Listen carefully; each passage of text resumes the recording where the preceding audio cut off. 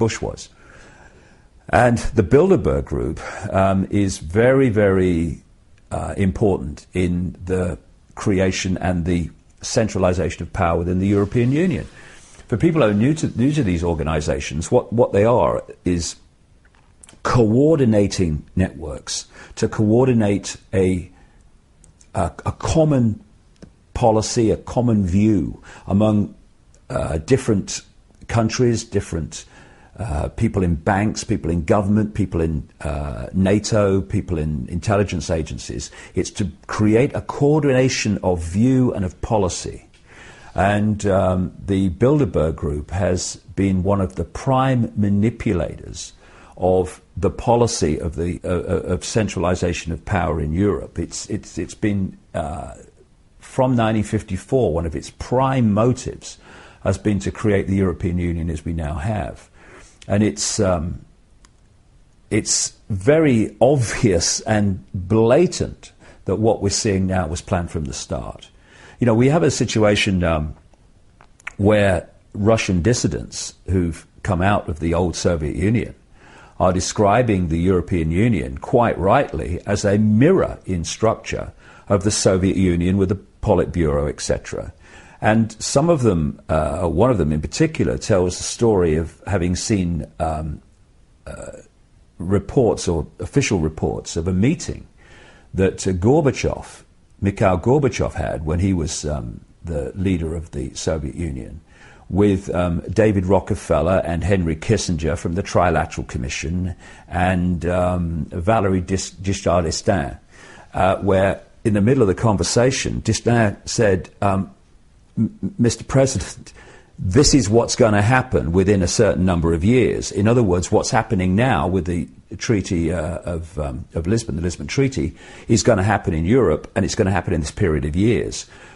So basically, you better get used to it. Now, what's interesting is two things. First of all, if France and the Netherlands had not voted no to the original constitution, then d'Estaing's timescale would have been virtually exact what he said, the number of years hence that this was going to come in. It's only been delayed because of those referendums, which meant they had to go through the process of going from a constitution to a treaty and all the rest of it. The other interesting thing is the person who oversaw the writing of the constitution was Valéry Giscard d'Estaing. So, Bilderberg Group, by the way. And we had a guy in the UK who was a practicing Satanist and serial child killer. I said that in my books when he was alive, no comeback because it's true, called Ted Heath. Ted Heath was Prime Minister of Britain from 1970 to 74, and he was the man who signed us into the European community and knowing what it was going to be. And he was one of the obsessive campaigners for us to go in right through the 60s. We have in Britain something called the 30-year rule, where cabinet papers are released after 30 years. Some of them are not released then because of national security, in other words, security of the agenda. But what came out in the 30-year rule in terms of Ted Heath is he had agreed, while denying it in public, to the rundown of the British fishing industry, the rundown of British agriculture, the rundown of manufacturing industry, right at the start.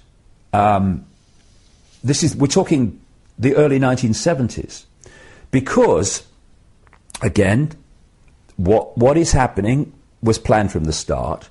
They have had this whole plan of turning the whole of Europe into effect a single unit.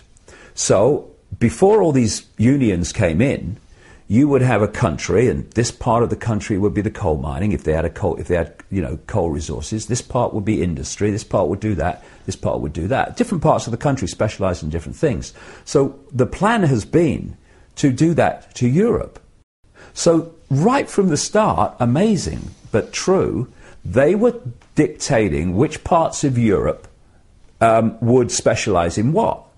So they decided that places like, Germany would do this and that, but Britain, that would concentrate on service industries like insurance and banking and finance, and that therefore, because agriculture and industry and stuff like that was going to specialise elsewhere, in Britain all those things were going to be run down. And so while people in Britain and every other country were seeing these kind of changes in the way the country was, like through the Margaret Thatcher era, through the 80s, that Conservative government absolutely targeted, on purpose, blatantly, knowingly, at the core level, the coal industry in Britain. So we don't have a coal industry now. And we are an island, and yet our fishing industry is being decimated by European Union law. And so what people have perceived over the decades of the European Union as their countries changing and thinking, why is it happening? Now it's clear why. It was all being prepared for where we are. The idea is to break the countries of Europe up into regions, because the idea is to de-unify any unification of response to the edifice of power above.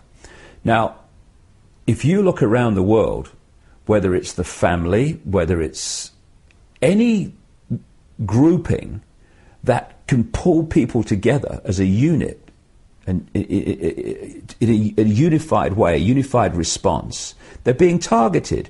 And one of those unification forces is a sense of nation, a sense of country.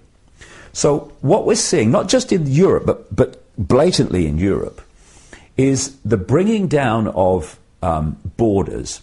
For what? For what reason? Same in America, it's happening. So that people from other cultures can pour into other cultures, and people from this culture can pour into that culture. Now, on the face of it, people might say, and I might agree with them, well, you know, we're all kind of just human beings. But if we're going to be streetwise, we need to understand not just what's happening, but why it's happening. And why it's happening on one key level is the plan is to destroy any sense of nation, any sense of unique culture. I'm now seeing articles, and I have been for a while in British newspapers, saying, what is it to be British anymore? You know, is it eggs and bacon for breakfast? I mean, is it fish and chips? What is it to be British anymore? What's it mean? And that's the idea. The idea is to break down any of that. And I don't say that from a nationalistic point of view, because I don't actually recognise myself as British. I'm just consciousness having an experience. I mean, you can stick all the other labels. I'm not interested. But if we, like I say, if we're going to be streetwise, we have to see what is happening from the perspective and the intended outcome of those that are doing it. And this is all part of destroying a sense of uniqueness in any way. So you've got this great blob mentality that we call Europe. And, if you've got a real strong sense of nation, this is why they're doing the same game big time on the United States, which at one point had a massive sense of nation and what it was. If you've got a sense of nation, then when things are suggested that break your nation up into regions, that take your ability to govern yourselves to an outside agency, if you've got a sense of nationhood, we're American, we're British, we're not having this, break that up, people go much more quietly. And that's the idea. They want to, and the other interesting thing is some of the maps that have come to light that have been in British newspapers from time to time over the years, they don't just turn Britain into a series of regions, but they take this region of Britain and they clump it together in a regional group with a region in France and a region in Scandinavia. Again, all deunifying. So the only unified force in the entire structure are the bureaucrats sitting around a table at the centre. That's the idea. And it's being done mercilessly and has been unfolding for decades because the blueprint was there right from the start. A ruthless human being is more easily controlled. It's easy as that. Although everyone might not identify, as you say, with their nation or with their culture even, that is at least one fundamental point in many people's lives, and when they take that away, then it's much easier to control that human being, obviously. Exactly, that's the idea. Joining of Israel into the European Union, there have been talks of them joining as well, and which might again allude to the Zionist connection to the European Union and Israel, because Kudnov-Kalergi apparently had, well, if you want to term the very racist views in terms of how he viewed the Jewish race as supreme to the rest of the European people and so forth. Do you think that's the case? Do you think they go hand in hand? We talked about the Rome connection, obviously, but in terms of Zionism, if we look at that from one thing, are those separate, or do they go hand in hand, Rome and Israel, or Zionists? They're all connected, and they're connected through the House of Rothschild. See, if people just took a breath and looked at the whole scene, they would ask a series of questions. Why does that slither of land called Israel, and I've driven around it, and you can virtually drive around it in a day, why does that have so much power? Why is it the biggest, by far, recipient of American aid when it is one of the richest per capita countries in the world? Why does it have the biggest F-16 fleet outside America?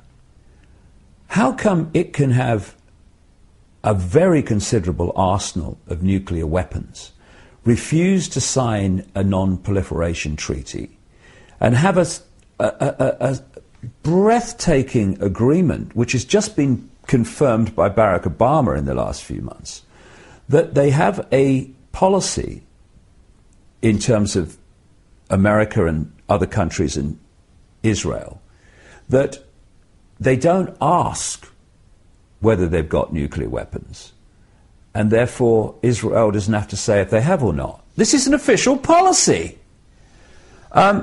Why, when they pepper bomb the most crowded piece of land in the world and instigate slaughter on a shocking scale, does the international community, apart from one or two people, say nothing?